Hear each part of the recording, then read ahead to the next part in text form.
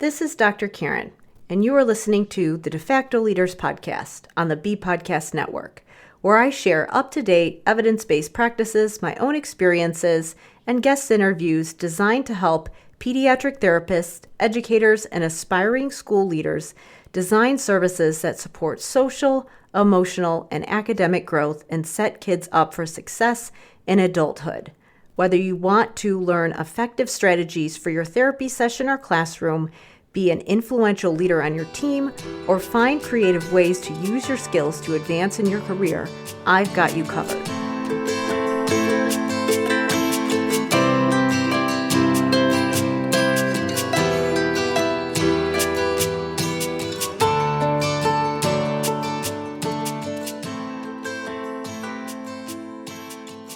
Hey everybody, it's Dr. Karen, and welcome to episode 173 of the De Facto Leaders podcast on the B Podcast Network. A while back, I heard someone refer to school administrators and other public sector leaders as middle managers, and it really hit home for me. As I've transitioned through different roles in my career, I've gotten into the trap of thinking that when I achieve the next step, I'll finally have the influence I want. But in my experience, telling myself that I'll be satisfied with the level of impact that I can make when I reach the next step is a recipe for disappointment. In reality, I don't think I'll ever be able to fix all the things I want to fix, and I'm slowly coming to terms with that and learning to pick battles that are worth fighting. As I've talked with others who've transitioned to different administrative roles, this seems to be a common challenge faced by people in middle management positions. That's why I invited Dr. Chris Jones and Chris Dodge to episode 173 of De Facto Leaders to talk about what it's like to be a middle manager in public sector systems like the schools. Chris Dodge has been a lead learner in elementary school settings for 10 years and is currently the principal at Thorndike Road School in Worcester, Massachusetts.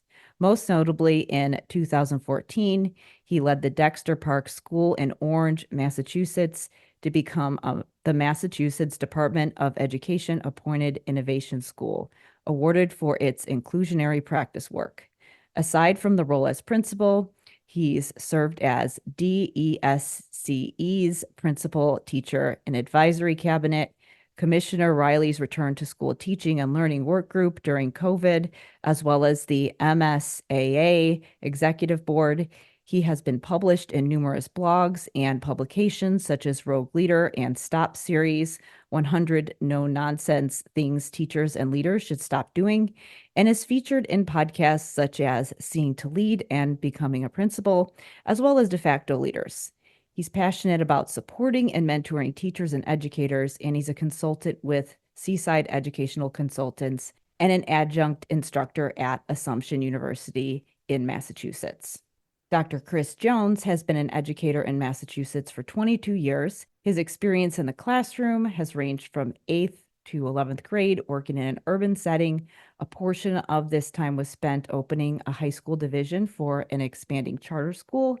He has just finished his 15th year as a building administrator. He's also the vice president of the MSAA, and true to his why of improving the educational experience for as many people as possible, he's currently the principal of Whitman-Hanson Regional High School in Whitman, Massachusetts. He is the author of Seeing to Lead, a book that provides strategies for how modern leaders can and must support, engage, and empower their teachers to elevate student success. His education includes a bachelor's from Bridgewater State University, a master's from Salem State University, and a doctorate from Northeastern University. He currently resides in southeastern Massachusetts with his wife, Mary, and 2 boys, Tommy and Scotty. In this conversation, we talked about questions like, what is it like to be a decision maker who reports to other decision makers? Are there times when it's been difficult to give staff direction because you were waiting on a decision that was over your head? What is the best way for people on the front line, like teachers and therapists, to provide their school leaders with information that they can bring to their leadership to help move initiatives and decisions along? How do you know when to escalate something versus try to handle it on your own? When bringing questions or concerns to leadership, How can you provide enough information that you give adequate context without getting in the weeds and overwhelming them? Definitely check out the show notes to learn all the places you can go to connect with both of them, as well as my previous episodes with both of them. So that includes episode 138, Increasing Access to Instructional Programs in Rural Districts with Chris Dodge, and episode 119, Teacher-Centered Leadership with Dr. Chris Jones. And also, I've linked to the De Facto Leaders podcast feed where I have cross published my episode with Dr. Jones on his podcast, Seeing to Lead, which is called Seeing to Lead, Seeing the Whole Staircase. Finally, we talk a lot about leadership in this episode, and there's a lot of talk about how do we learn to escalate things? How do we learn to empower people? How do we learn to put systems in place that allow people enough guidance, but also give them enough flexibility that they can be creative in the way that they serve students? And a lot of that can be done by putting some of the programming in place that I show you how to do in the School of Clinical Leadership, my program that helps related service providers develop a strategic plan for putting executive functioning support in place in collaboration with their school teams. Obviously, this can be a challenge if you're somebody who is not in an official administrator position and you have to figure out ways that you can engage with your leadership and collaborate with them, as well as the other people on your team, to put some of these things in place. A lot of it starts with developing your own understanding so you know exactly what to ask for, and that's what I show you how to do in the program. To learn more about how to become a member, you can go to drkarendudek-brannan.com/clinical leadership. Now, please enjoy this episode with Dr. Chris Jones and Chris Dodge.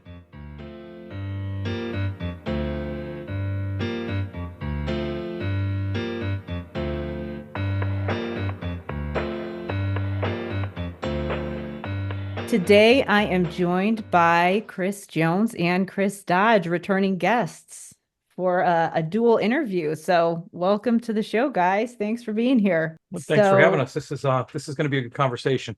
Yeah. So I think people can refer back to your previous episodes and we'll definitely link to those. But can you guys give a quick introduction, each of you, before we get going? Yeah, I'll even let Chris go first. Oh, I knew it. Chris.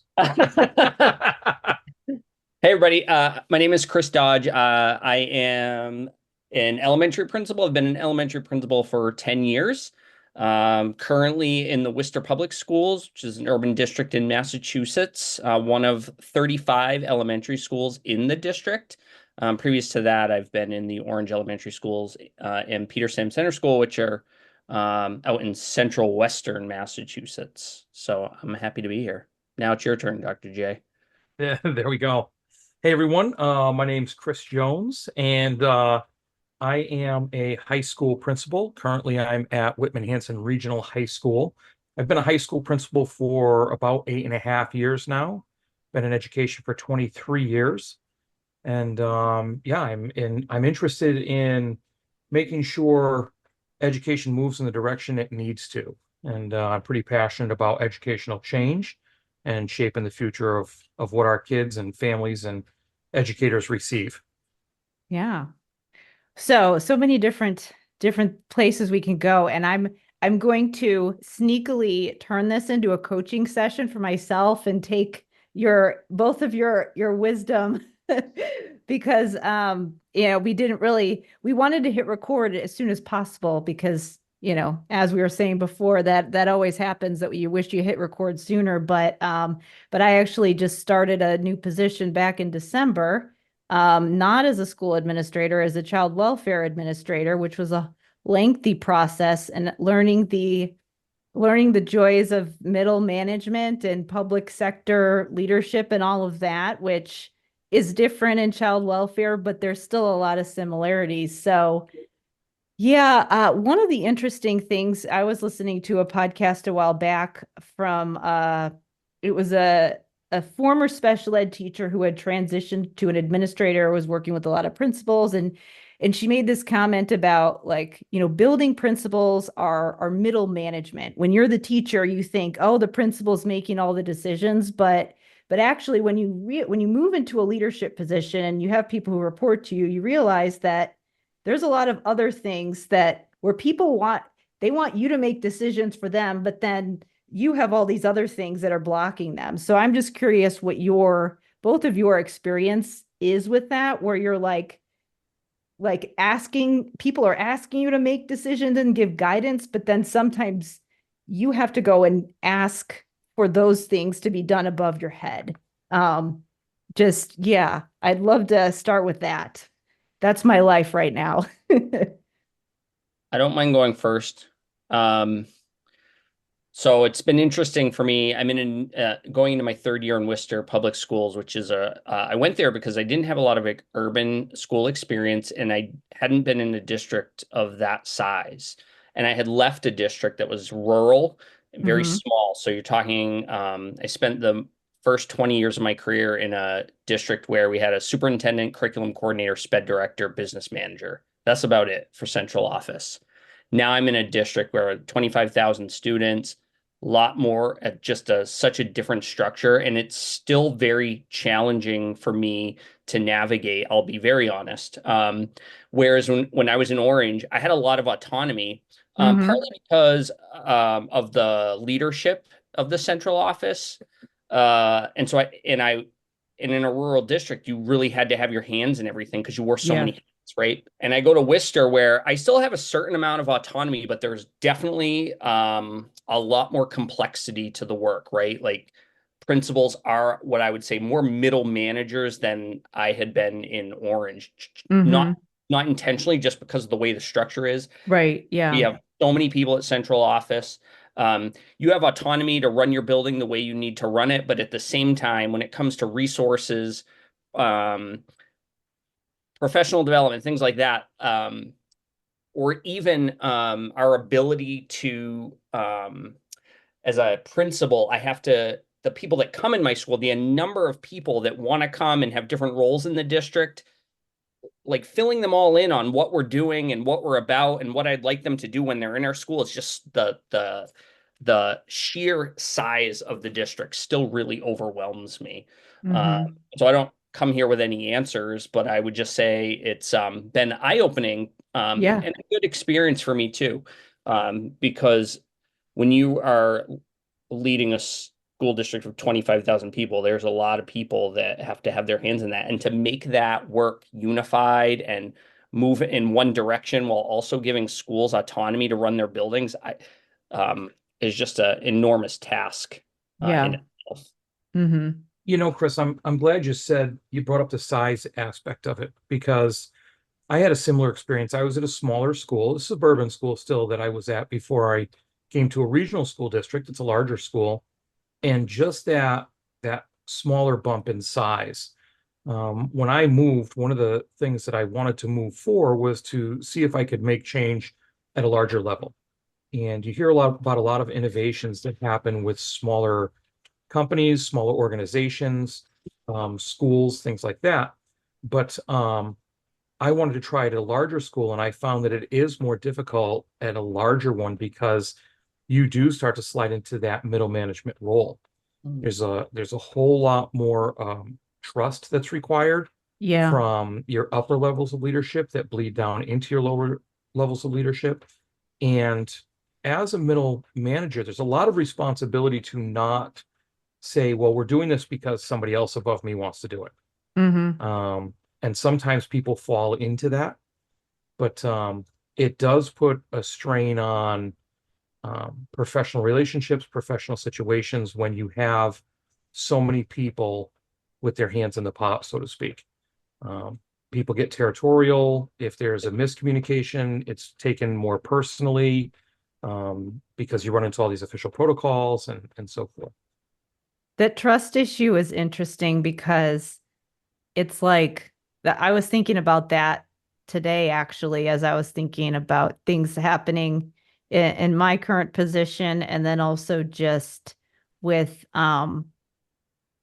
just this conversation. Because really, when people tend to micromanage, I think that sometimes that is about trust. Like you're saying, I don't trust that this is going to get handled if I don't have my hands in it. Or I think for me, it's like you have to trust the people who report to you to do their jobs, but then also you have to trust your leadership to support you if you have to make a difficult decision.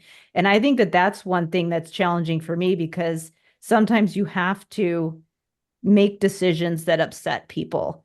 And like I don't like having those conversations with people, but I am willing to do it because I think that there's times when it just has to happen.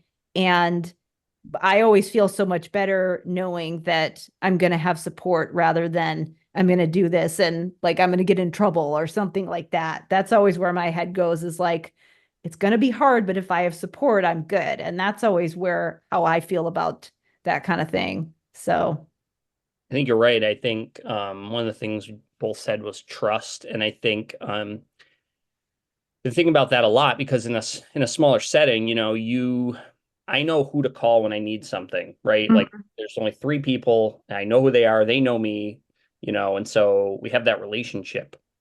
And I remember my first year in Worcester really struggling with like, I don't even know who to call if I needed something, right? Like Yeah, I that's the know I have biggest.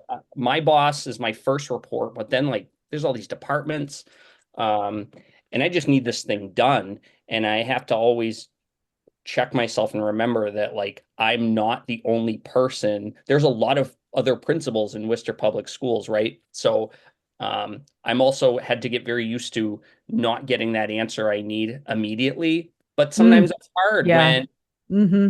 we as principals have we we report to and are accountable to a lot of people, including our bosses, but more importantly, our staff who we interact with every day, students and their families. Like we have a lot of entities that we're responsible for, and yet that like additional layer sometimes makes it hard because you feel like you need to fix this thing now, right? Like you have Hmm. parents that might need your support or need an answer, and they're reminding you, and so that does get tricky.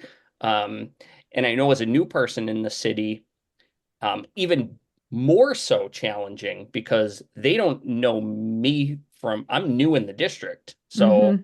I don't have relationships with other principals or people I've worked with or teachers. And so like that's been an added challenge too. And it takes, and let's be honest, all that takes time. Like it doesn't happen overnight. And um, it takes time and sustainability, right? People have to get to know each other and watch each other and trust one another. Like when they ask for something, they get, like there has to be the synergy there, which I would say is also really challenging because you don't get as much face time with these people. You tend to know them by their email Mm. signature. Hmm. And it's Yeah. like, it's such a interesting thing. I You know, work we hit on that. mostly remote now, and so that's that the email signature thing is the truth. Yeah, I mean, I'm still meeting people. I'm like, oh, I've never met you. I've been here 3 years and I just met you face to face. Like that's just such a Hmm. interesting dynamic, so different. And that makes it hard because everybody's mentioned trust. And Karen, you started in on the idea of micromanaging Hmm. and what that looks like. But what I thought I heard hidden in there, and when Chris is talking about the idea of it takes time and it takes relationships, not knowing people, Hmm. is the ability of individuals in um, I would say high pressure situations, principals, where they do have to answer to their bosses, they have to answer to the families, like Chris was saying, um, where sometimes it's difficult to not be able to step back and not take it personal. Yeah. Hmm. And I think when we get the feelings involved, like somebody might do something above me, um, that has to do with micromanaging. And now suddenly I say, oh, well, they're micromanaging me. They must not trust me. And well, if they don't trust me, what do they think of me? And then that whole cycle starts, where is if there was a way to just take a step back and not fall into that. They might be micromanaging you for their own personal reasons that has nothing to Mm. do with whether or not they trust you. Right. And it might be something that they're unaware of. And then that bleeds down to the leader, or in large organizations, the middle manager, so to speak. And then, of course, the middle manager passes those frustrations on to the people below them, and then the people below them feel that way. So once you get that human aspect into it, it becomes really complicated to manage that middle management level position. But relationships definitely have to be key, that take time to build. Yeah, I think so. What I'm thinking of is like there's a couple conversations that I'm that I pay attention to relating like specific examples. So of micromanaging versus what I would say is more scaffolding. Because when I was in like it, so I'll use response to intervention as an example. So when I was in the schools, it was during the time when we were switching from we use mostly testing and standardized tests to determine if a student has a learning disability and see if they qualify for special ed services. And then we're making this big paradigm shift and using a different way to evaluate students. And it was really interesting because I was very involved in that process, and I liked being part of that team that was like strategizing and figuring out how things were going to be done. And people reacted differently. Some people were kind of like, just tell me what to do. Like they want that structure and that guidance. To them, it feels secure. It's scaffolding. And I get that a lot from therapists who are like, just tell me what to do. Tell me what to do in this 20-minute session with my students. And then other people are like, why can't you give me autonomy? Why can't you let me decide? And, we can't use these rigid structured protocols. And, I think the truth is somewhere in the middle, but I think that that's kind of interesting, is that sometimes there's preferences that people have as far as like where they are with their professional skills, where they need support, because sometimes it feels like support and sometimes it feels like micromanaging, depending on where that person is and, maybe issues that both people are having. So, Well, that's such an interesting thought because I think I always think to myself, if I had started in Worcester and then went to Orange, would I feel differently? Right. mhm, And I think I would. yeah, And so I have to think to myself, okay, this is just different. It's not better or worse. It's just you're not used to this, where you used to, I just had a lot more power, not even power, but decision making. Like I had more hmm autonomy because like I created the whole budget for the elementary school because it yeah. was my budget. And I went to school committee and presented it. And so like I started with that. And I almost think like, would would it be reversed? If I'd started in Worcester and went to Orange, would it be harder? Because Yeah. I'm thankful I've had all those experiences, but I think you're right. I think we all come to this with I don't know if it's necessarily just preference. It might just and it might be I think a experience. lot of it is, Yeah, yeah. yeah. Um, because teachers are kind of like that too, right? And we have to Yeah. remember as leaders that like I have teachers that they want it very black and white. Just tell me what to do.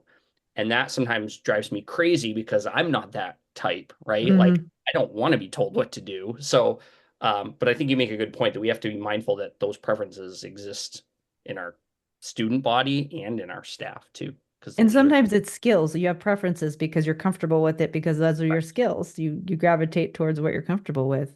Correct. Yeah.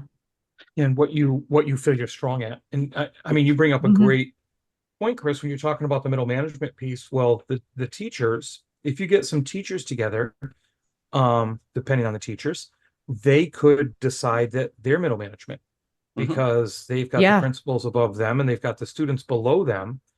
And how often do they need to do things without input, or they wish they had more autonomy?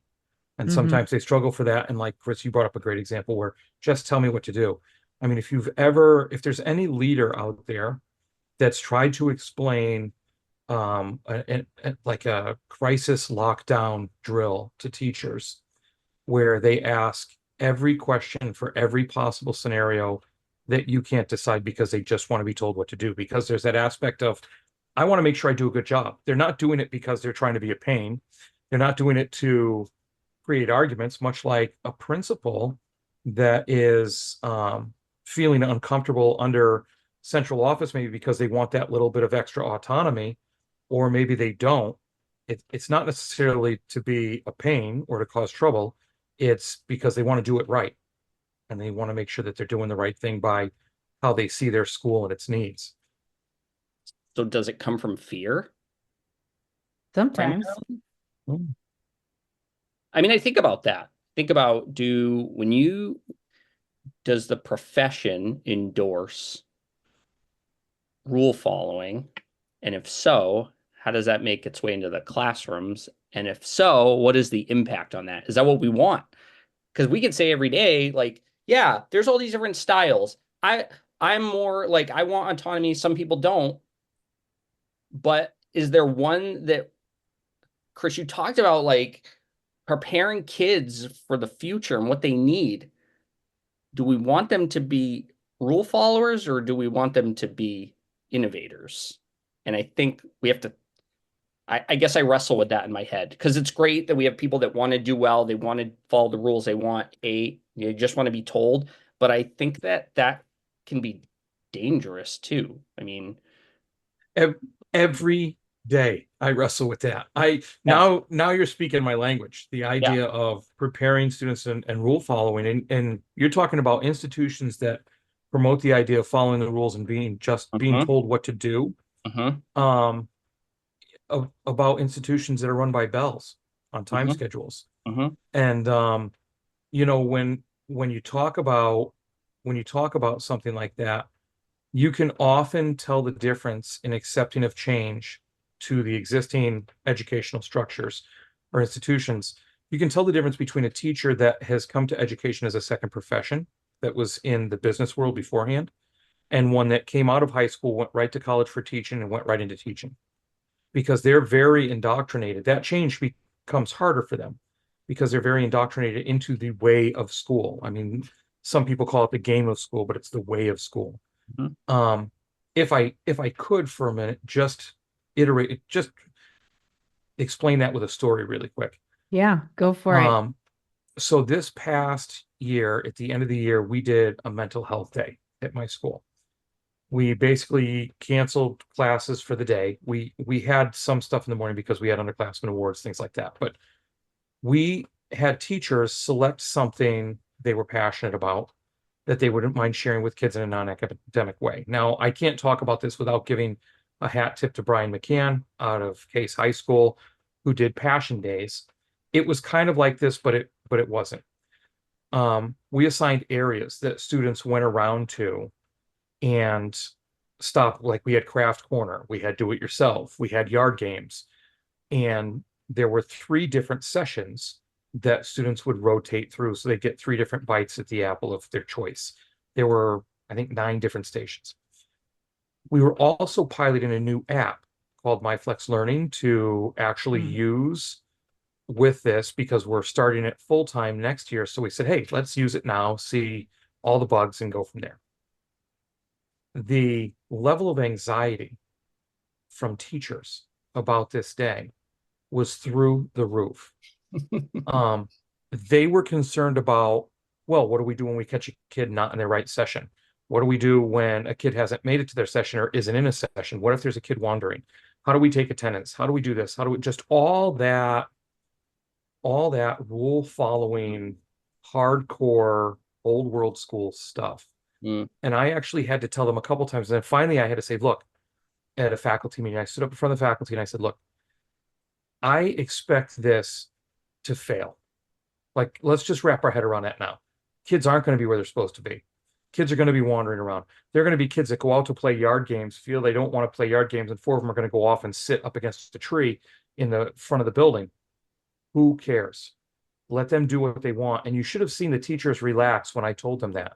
I actually had teachers come up to me afterwards and say that lowered their level of anxiety. Just me telling them, me putting in place, and here's the irony, me putting in place a rule that they could follow that said, let the kids not follow the rules. And then we had a great day and everybody loved it. But the hardest part for teachers, the biggest step, was not picking something that they would oversee, not making stress jars, not making, do-it-yourself woodworking or anything like that. The hardest step for the teachers was, what are we going to do if we find a kid that's not where they're supposed to be? And it took me to tell them, you say, hey, you having a good time? Are you lost? You looking for a place? Don't go over there and say, hey, what place are you supposed to be in? And the day went great. And I had teachers come up and thank me for that and tell me the day went great. But that was the hardest step. Can I ask you a question? Sure. So I love that idea. How or did you have to sell that to your central office, this idea that we're going to do this thing?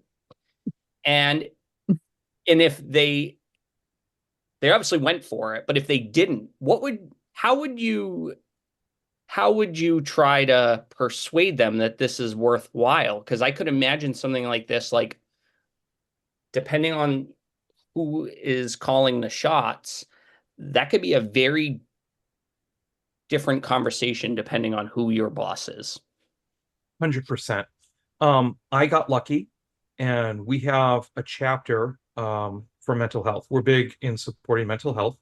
A lot of schools are. I'm not saying anything different, but we have a chapter of Active Minds, and Active Minds is a national organization that supports mental health. And they came up with the idea to do something like a field day. They wanted like a field day to remember their elementary school days and to just everybody stop and relax. So they told their advisors, and their advisors mentioned it to the superintendent. And then I got to talking to the superintendent about it, and then I just blew it up because that's what I like to do. And said, if we're going to do a mental health day, let's really do a mental health day. Yeah. But you're right. If it was a no, I would have went along the lines of, this is so beneficial to mental health. One, because it lets students unwind a bit. Now, my school also, it was during COVID I did it, but I kept it, and I was in the process of doing it. We don't have midterms or finals. We got rid of midterms and finals. Right. And so one of the other pieces to that is that after the grades close, man, that can be a difficult time for teachers with students in front of them in class. Grades are closed. They're there for a couple of days. Right. So I also try to fill up the last few days of school with things that if the students want to come to school, awesome. If they don't, they're not missing education or anything like that. But those items have to be somewhat educational as well. Right. So doing something like this, we had everything from crafting, artwork that I can't pronounce that our art teacher put on, to students learning to write music, students writing music, students recording music, students doing woodworking. We were going to be doing blacksmithing, but my kid couldn't make it. My kid was going to come up and do a blacksmithing session. So all kinds of different events that they could do. We had somebody doing painting of miniature figurines and going through the process of sanding and lacquering. And so they were all learning things that students were doing, but it was a laid back atmosphere. Now, you get the educational component, you have the laid back atmosphere component for mental health. What about the relationship building? I mean, there were kids that went into the video game session to play video games and met two teachers that they had no idea were that into video games. Yep. And so suddenly they've got that connection. Now you have students walking around the building that know that this teacher does this. And that's pretty cool. I liked that. Yeah. So that's how I would sell it. I would sell it from the relationship aspect and the mental health aspect, and throw in, oh yeah, and the kids are learning things to boot. You could probably put that under social emotional learning too, because that, if you had to tie it to learning standards, that's one of the things that I'm preaching all the time, is that yes, there are certain things you can front load in a formal educational setting, but if you're doing a social skills group and it's in an academic context, that's not how we socialize. So you're not going to actually get to practice social skills in a social skills group. It's more like, let's prepare for the actual experience that you're about to go have. I mean, that's how you should be using those times. And then go do something like what you just described, or, something else outside of school. I'm going to take a quick break here to talk about the School of Clinical Leadership, my program that helps related service providers put programming in place to support students' executive functioning. In this conversation, we're talking all about the concept of middle management and what it's like when you have to be making decisions in your job about programming, but you also have other decisions over your head that you feel like need to be made, where you need direction, or maybe you feel like they're preventing you from being able to make good decisions for the students or the staff in front of you.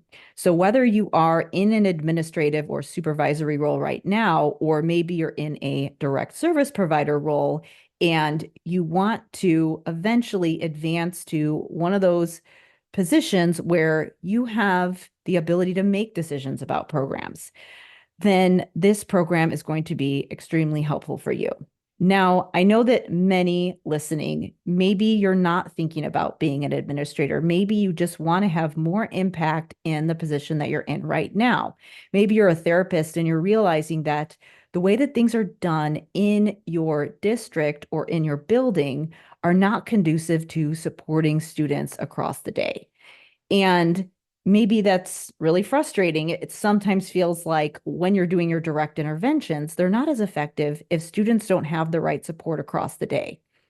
And when you're in that position, it can be difficult to figure out, how do I plan my own programming for my students that are in front of me right now, but also make an impact on what's going on in my building? That's what I help you do in the School of Clinical Leadership.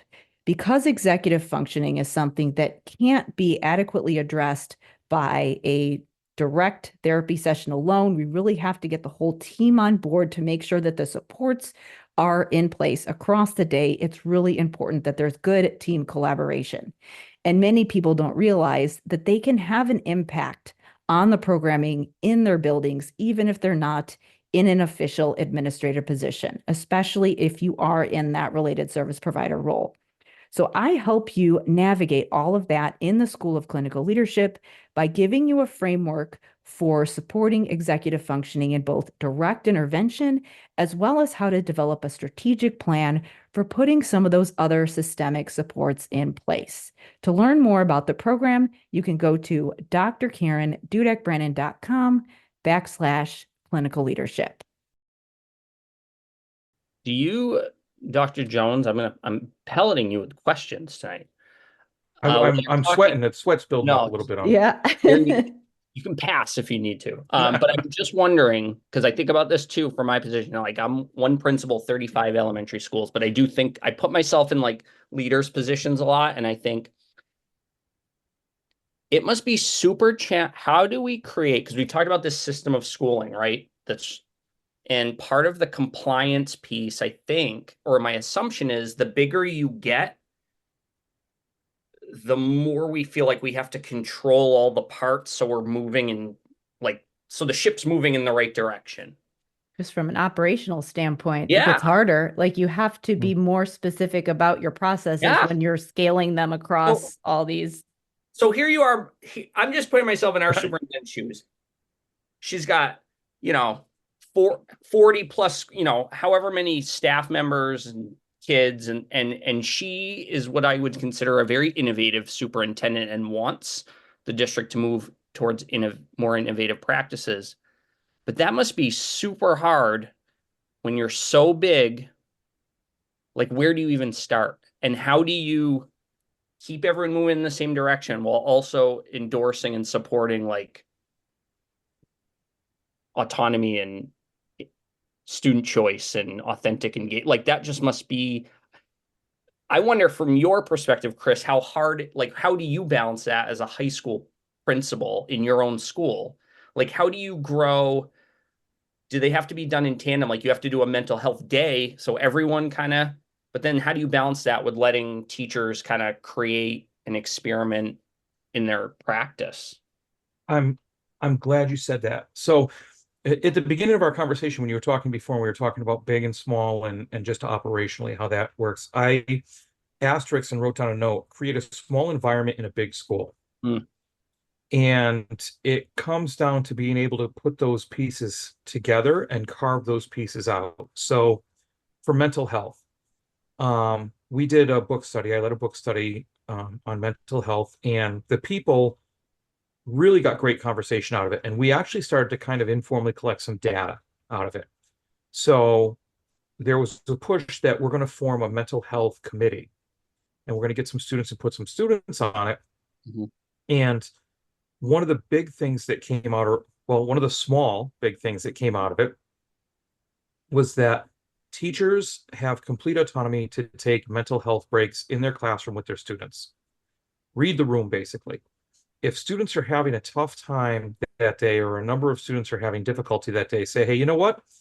And you and I have done this, Chris, as teachers in the classroom. This lesson isn't working. So you know what? We're going to trash this and do something else. Do that, but do that as a mental health break. And don't just say we're going to do something else. And in your mind, you're like, yeah, these kids are really spent, they're burnt, or whatever. They need some extra time. Name it. Name it, own it, so that the kids hear, I am doing this. We're all doing this as a class for your mental health, because mental health is health. And so you have to take care of that. So different aspects like that, if I do that, I have found in the past that they tend to spread to more teachers, because then I highlight them at faculty meetings, or have teachers highlight them at faculty meetings, which works even better. One other example, an academic example of this. I had a teacher that had looked into wanting to do a deskless classroom. So I got rid of her desks. She asked about it. I said, sure, you want to take that? Go ahead. And when she jumped in, we left some desks around the edges of her classroom, but she went a deskless classroom. Loves it. Found many strengths to it. I go into her class and it's like you're walking into like a courtyard with all the kids, and it's a world language class, and they're all talking in different languages. And then there are times where desks are needed if they want to sit and write or whatever. So they have the desk they can sit in. If a kid doesn't want to stand, they can sit in a desk because that option is there. So it brings in that flexible seating idea. And she found really good things. She found some things she needed to tweak about it, but liked it and has kept it ever since. Well, the teacher next door saw that she did this and had some luck with it. And before you know it, the teacher next door tried to go deskless. Didn't work for her. So she kept half her class desks and got rid of half the other desks. That's great. They're teaching the students the curriculum. And I say it in that way because that order is important. It's about teaching the students the curriculum, not teaching the curriculum to the students. And as long as we do that and take the opportunity to be able to find the best way for the students sitting in front of us to do that, I'm going to support that as a principal. I can't possibly, it's logistically, it's impossible for me to say, well, she wanted to do a deskless classroom. Everybody does a deskless classroom. I can't do that. And so, the equity argument comes up, and all of that, but we're still wrapping our heads around that, like experiences in like classrooms. But the best we can do, I think, to not kill these innovative practices is to let these innovative practices happen and then take a little bit of heat for them and see who else is interested to get them to spread. Yeah. I mean, yeah. And in all the schools I've been, that's kind of how it tends to go. Like you just have a few people that all they want you to do is say, yeah, and help them do it. Because they've always wanted to do it, but have been afraid to ask, or they didn't get the support. And so in every setting I've been in, that's how change starts. I just always think about like, you always have that thing on your shoulder, right? Because it's the system that, like, as a principal, you're like, but we got this standardized system and all these kids are going to take this test and that's how we're going to be judged. And like, there's always this thing on your shoulder that's like, but. And I just wonder what it would be like if we didn't have that, because here we are in this, like, we're trying to really push these practices and we want what's best for our teachers and our kids. And we want our teachers to have autonomy and to be able to like be who they are and like endorse their own style. But then I always go back to like, but we're in this strange place where we're still in a system that wants uniformity. So it's this like odd complex, I guess. I was And listening to this interview. It was Seth Godin talking to Tim Ferriss, and he was talking about, so Tim was like going to Seth for advice on how can I get myself to be motivated to write this book.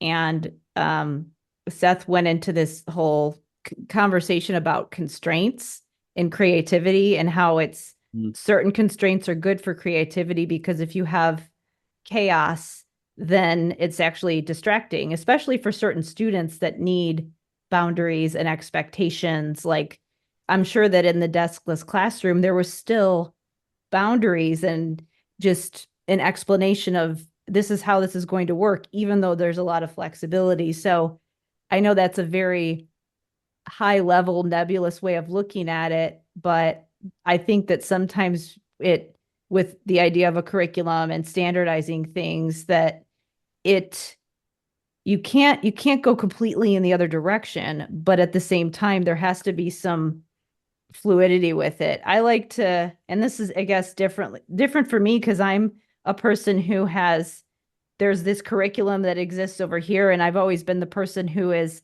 all right, I'm going to create something that's going to help people access a curriculum. I'm not the person who actually has to teach the students the curriculum or however you want to phrase it. But I like the idea of a framework because a lot of the people the clinicians that I work with, they want guidance, but they also want structure because they know it has to be individualized. So like these broader concepts of these are the skills that we're going to teach, and then we're going to insert the strategies and the worksheets and the curriculum into them rather than fitting the students into the curriculum.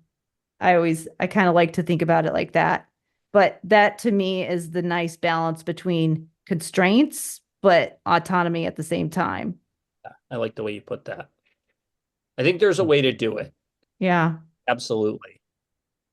But I think And sometimes we default to the easy, like not we, I mean, schools tend to because of all the amount of stuff coming at us, we just default to the quick and the narrow because the work A you're saying, curriculum. yeah, the That work you're sounds saying, easy. Karen, like a framework is complex work, right? Because then you're talking, It okay, is. we got to get people in a room. We got to define what these things actually mean. What do they look like in a classroom? I'm not saying they're not worthwhile. They definitely are, but I think it's not the norm, right? Because of the way in which we as school staff and administrators all these competing interests. And I think that's what we've been talking about is how do you balance your own autonomy as a principal and a leader, while also being accountable and responsible to all these competing interests. That idea of indoctrination is kind of interesting. Dr. Jones, do you think that you have a different mindset because you started off in a different field before you came to education? I do. Would you like me to think about it for a little while before I answer that, or? I don't know. I mean, do you want to just go with Let's it? hear it. No, I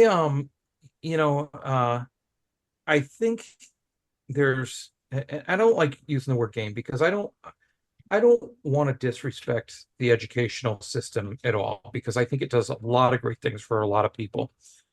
But I think there's pockets that come up where you notice that there is a way to play the educational system. And without getting into the whole idea of grades or who has access to testing prep or anything like that, I think there are really sharp kids, smart kids that don't do well in school because they don't fit the mold of school. And I think when an institution gets to that point, the institution needs to change. The people don't need to change for the institution. And I think that we've been looking at a different kind of student for years in our schools. And teaching is so different from what it used to be. And then comes this pandemic that really just tips it on its head. And for all the bad that occurred during the pandemic, it did one really good thing. it showed that if pushed hard enough, the educational system could change, could adjust, could adapt. The problem is it's like a rubber band, right? It got stretched out, but now it went back. Now it's not completely back, and it's never going to go back, but it's not completely stretched to where it needs to be. So I definitely do think this is the way we do things in education, the hallowed halls of academia. And unfortunately, that is not a positive experience for a growing number of students. And you don't have to go far to see that students get out of school, that struggle through school, that just scrape by and get through and become very successful in life. Because they do it through micro-credentialing. They're late bloomers. They don't really get into learning for the sake of learning until later in life, if ever. Or even more important, they get into learning for skill acquisition rather than the acquisition of just knowledge for the sake of knowledge. Can And you that's talk much about more what you mean engaging. by micro-credentialing? Sure, if you can, so you don't have to have a degree to be in certain fields. Yeah.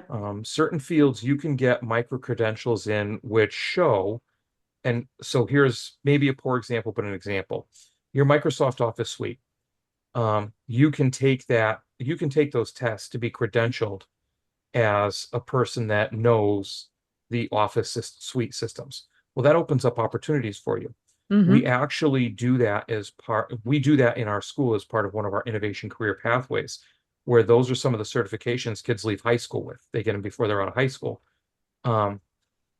Different fields have those that line up. Now, a lot of those are more your technical fields and your computer application fields, but that can open doors for students. So if schools could take the small step of doing that, and I know I say small, it's not all that small with different bureaucracy and things like that, but if schools could take that step and get those credentials in the hands of students, that at least gets them engaged in the process of learning. If students don't see a point to what they're learning for, it's a minority of students that just learn to learn.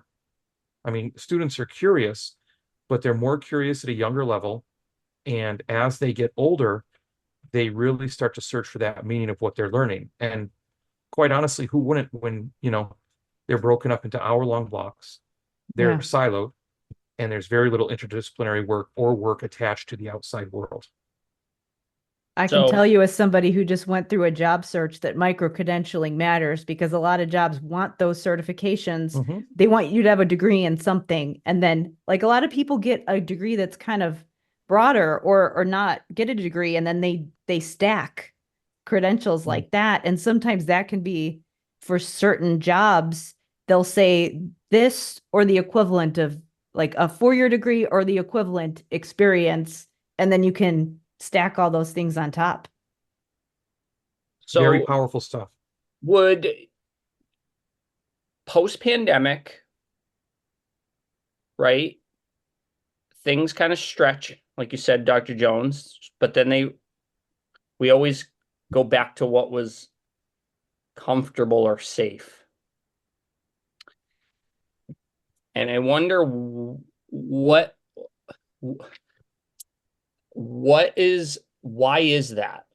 Because I was really hopeful. Actually, I was probably one of the more hopeful people during COVID because I thought, great, the system's going to drop out. We're going to start from scratch. You know what I'm talking about.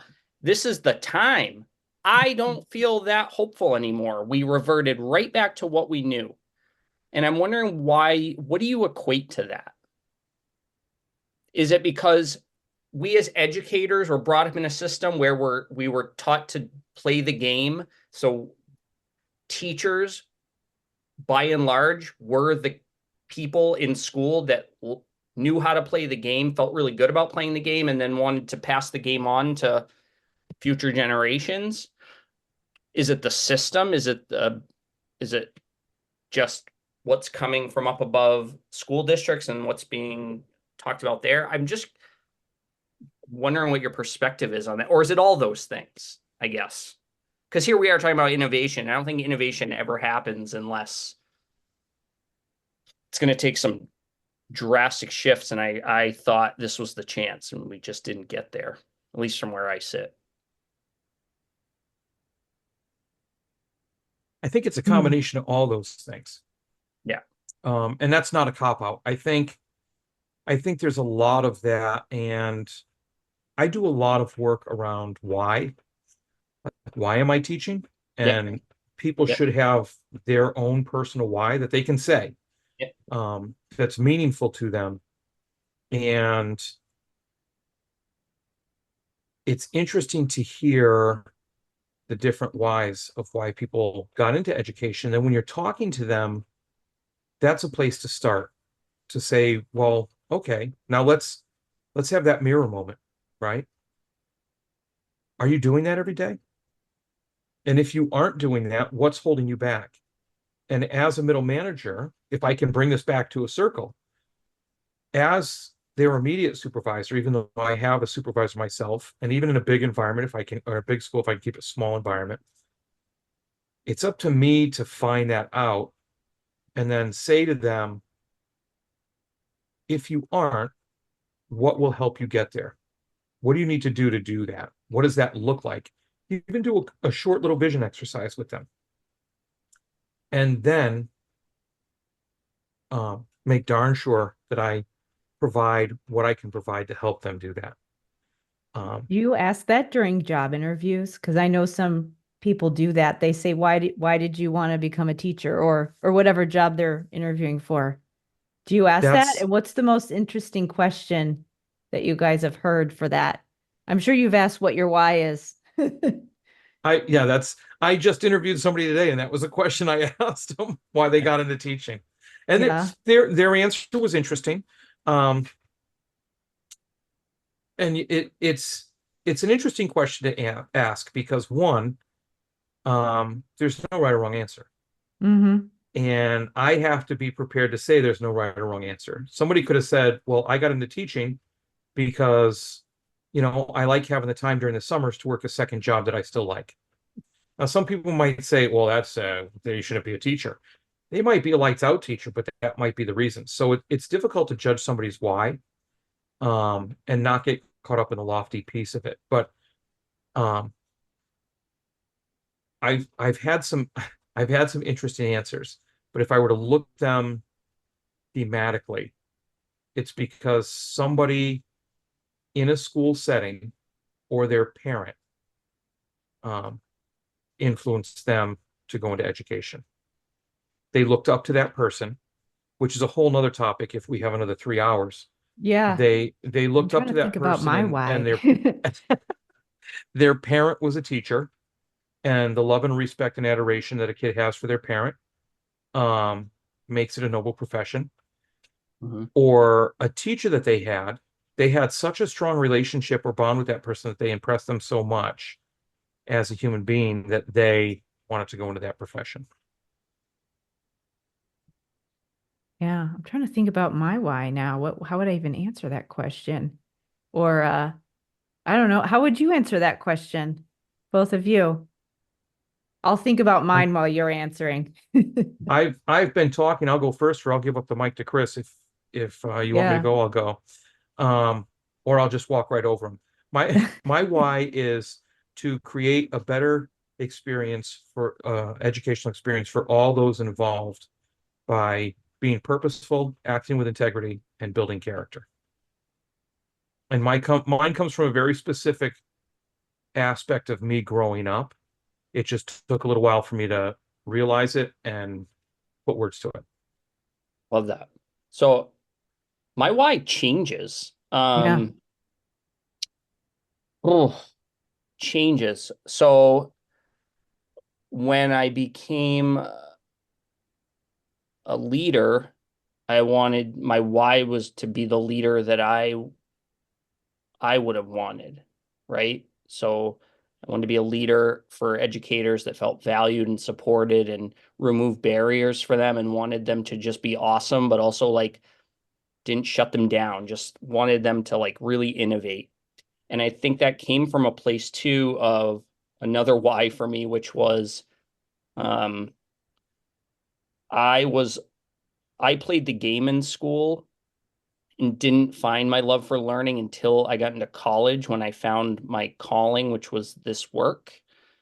And I thought, man, if someone had tapped, if I had found that in a younger age, like what learning is about and why we go about this process of learning, I don't know what would have happened to me, but I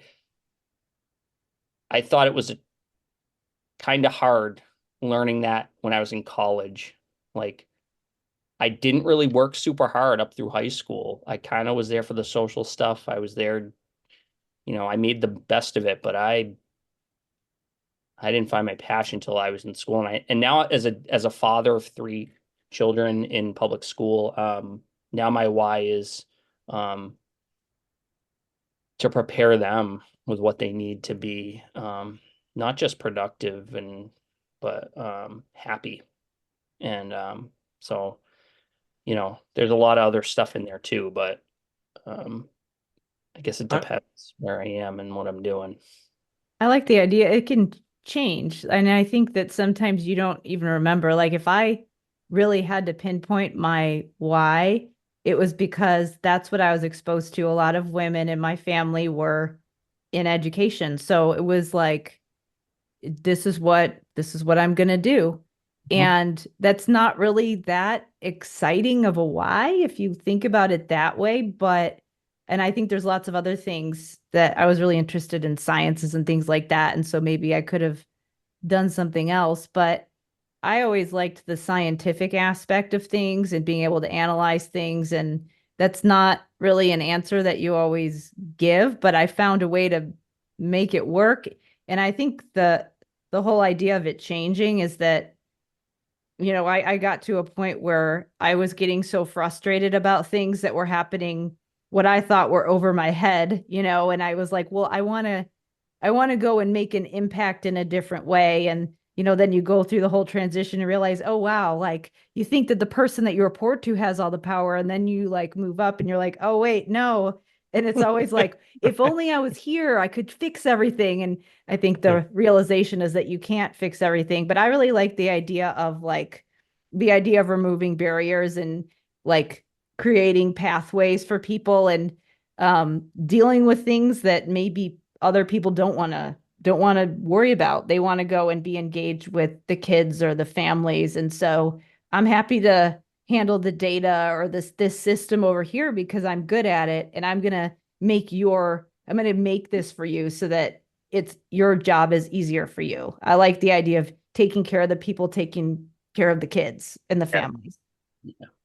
So how's that not exciting? It is now. I was going to say that's perfectly exciting. You found it. Yeah, right? Again, see, it just took me a little bit to get there. I'm a wordy processor. It takes me a little while to get there. And that takes me to this other thing I wanted to ask you guys about, which is like, so there's the question about how do you know when to deal with something yourself or when to escalate it? Or how do you like just finding that balance between, and I guess this is maybe when you like it to be reported to you or when you're the one reporting something up. But I always find it very difficult to not get in the weeds and give enough information when I'm sharing a concern, escalating something, but also being concise.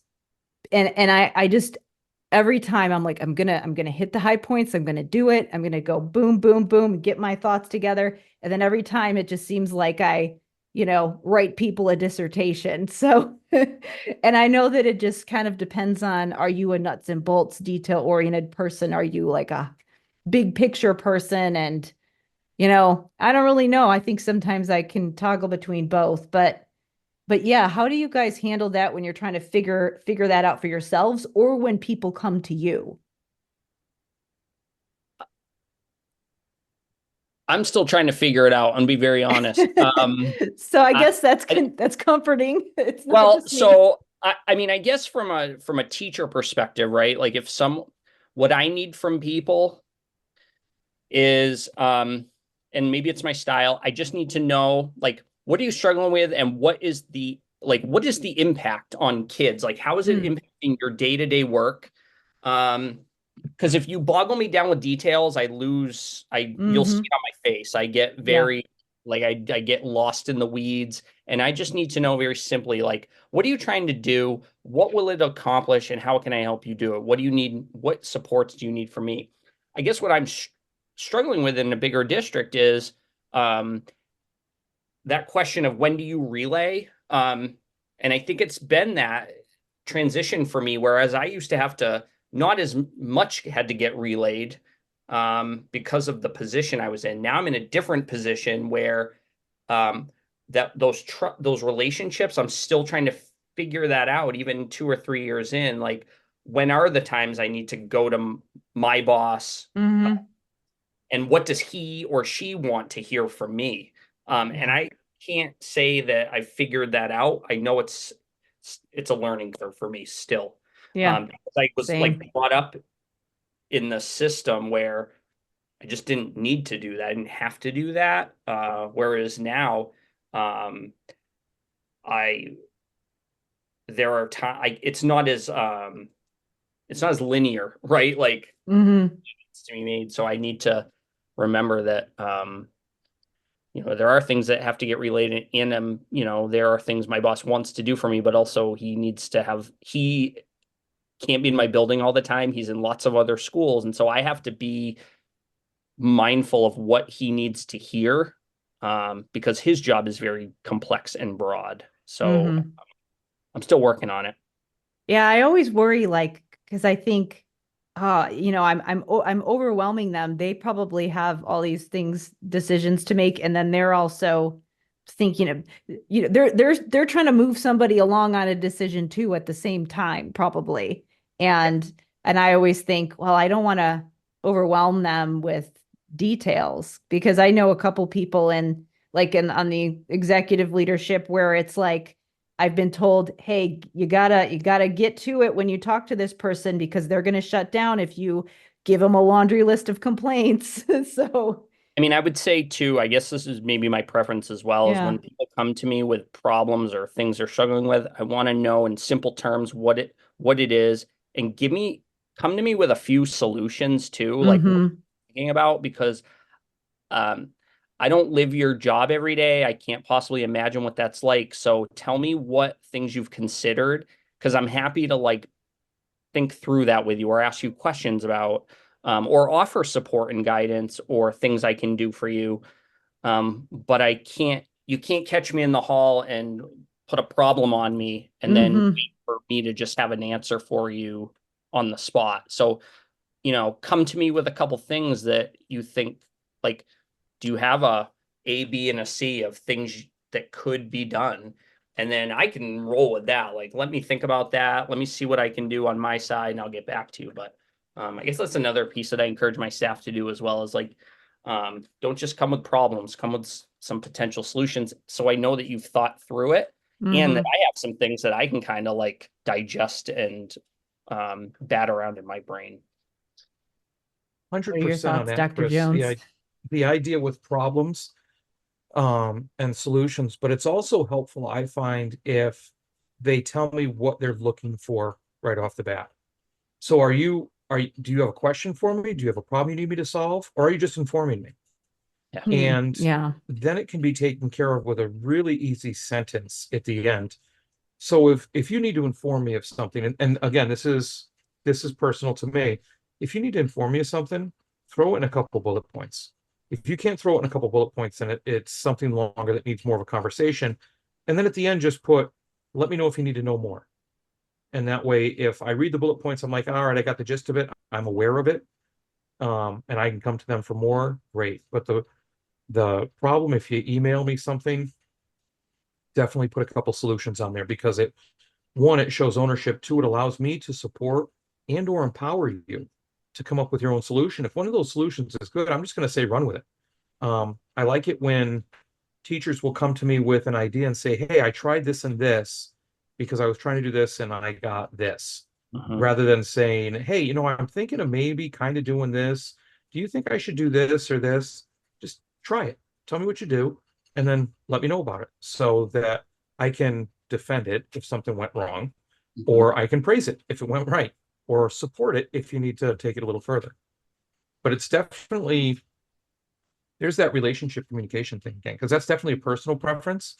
I know that I struggle with this personally, because sometimes it seems like a moving target, and that has to do with, how much I communicate to staff, how much they need or want to hear, depending on the topic.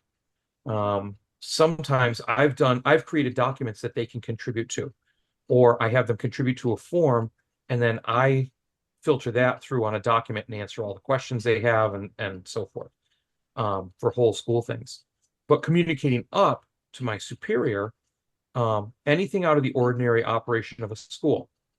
But somebody might be sitting out there that has a superior that is a micromanager that's interested in more than just something that's out of the ordinary. And then you just have to communicate to a level that they're comfortable with, but that comes through communication. That comes through the relationship that you have with the person. I think you make a good point though, Chris. Like, I'm gonna steal that with in my future communications, is actually telling my boss or whoever it is what I'm actually looking for. Mhm. Because I don't think I do that often. Like, I'll Yeah. call It's and like, say what's the ask? thing, End and with the then ask. yeah, like, what are you asking for? Because you're right. If we're not clear about that, you've had staff come to you and they'll complain about a situation with another staff member. And you're like, so are you just venting to me? Do you want me to step in? Like, what are you asking me to do? Mm-hmm. So it's relationships, it's communication, it's also clarity. Like, let's Yeah. name the thing we're looking for, because there's never enough of it. We have so much work to do and people to connect with. And I think just being intentional is something I'm gonna use. So thank you.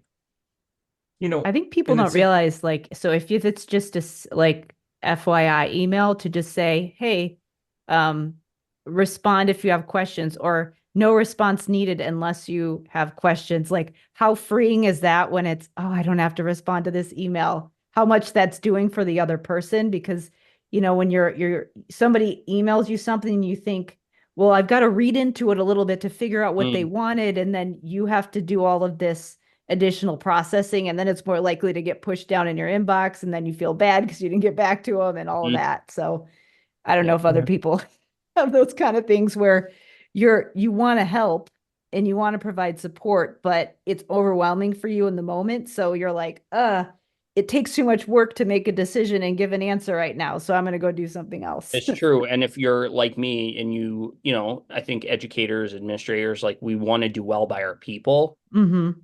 Think about how much time and energy I spend wondering, like, what are they looking for me to do here? Do they Mm-hmm. just want me to read this? Do they want me to are you asking for permission? And so I just think that would not remove all the barriers, but it would at least be helpful if we would just know Mm-hmm. the thing we're looking for in If our. we Yeah, have fewer that clarity emails that we piece. feel obligated to respond to, that Yeah. helps. It Yeah. makes a difference. Yep. Yeah, Yep. Or that clarity piece.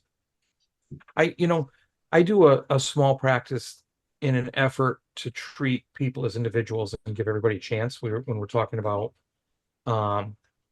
larger decisions, to make sure that everybody's needs are being met. So I only communicate with my staff once a week, in an email, and I do it through an internal memo. But in each memo, I have a section that's called burning questions or concerns. That's an optional survey that they fill out, that I get alerted once they fill it out and submit it. And so the staff member that needs to reach out to me, but's not sure how to reach out to me, or that just needs to communicate with me more than that once a week in the memo. Now, I mean, I obviously, if something comes up, I do individual emails, but I have that optional survey, and I have another optional survey that's a weekly check-in where they rate how they're feeling, and they talk about, are they getting enough sleep? How are they doing physically, mentally, stuff like that. But a lot of times I'll find that the questions that funnel to the burning questions or concerns are more of the complaints that they want to hear back from. And that's a little helpful for me to sort and to give people an opportunity to Sometimes it is to vent because I'll email them back and they'll say, "Oh, well, no, that's all right. I was just, I'm upset about it." But it gives people the opportunity to be heard and to feel comfortable in speaking their mind. Yeah. What do you do with those responses? Like what are your action steps when you get responses to that survey? Well, it automatically loads a spreadsheet for me that I keep track of, that I color code, and to make sure that I'm getting all of them, so they turn green when I respond to them. But I respond to everyone, and the first thing I say is, "Hey, thanks for checking out the survey." If it's something easy, I make it happen. If it's something that's more complicated and I need to talk to them more, I say, "Hey, can we, touch base on this? We really need to talk about this a little more." But I respond to every single one that comes in. So I know we're past the hour. So do either of you have any parting wisdom on any of the topics that we talked about? If I had any at all, I think I already got rid of it in the past hour. Yeah. There's so many specifics I could get into, but well, thank you both for being here. Where can people go to connect with either of you? Well, we'll go one at a time.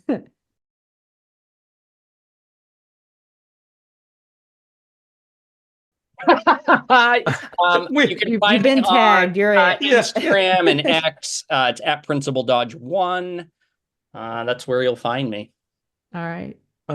Same here. Instagram, X, pretty much anywhere. Dr. C.S. Jones.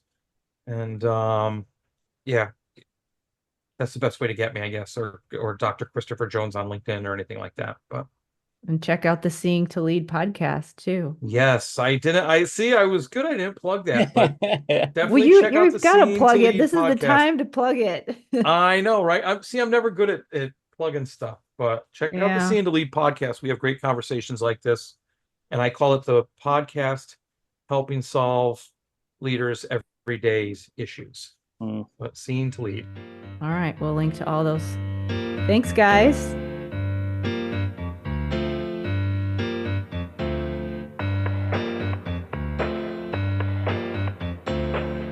Thank you so much for listening. Be sure to check the show notes for all the places you can go to connect with Dr. Jones and Chris Dodge.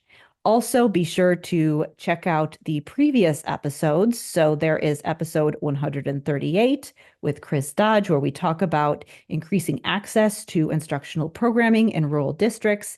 Episode 119 with Dr. Jones, where we talk about teacher-centered leadership, as well as the episode that I cross-published. It was originally published on the Seeing to Lead podcast, but I also published the episode in the De Facto Leaders podcast feed. That is my interview with Dr. Jones on his podcast, where we talk about seeing the whole staircase. Really, the conversation is about how leaders can support their staff and give them direction so that they can be creative and make good decisions and innovate. Also, be sure to check out the School of Clinical Leadership, my program that helps related service providers put executive functioning support and programming in place in their buildings. You can learn more about that program at drkarendudek-brannan.com/clinical leadership. As always, it helps me so much if you share the De Facto Leaders podcast with your friends and colleagues, and if you leave me a rating or review wherever you listen to your podcasts. Thank you so much for listening, and I will see you next time.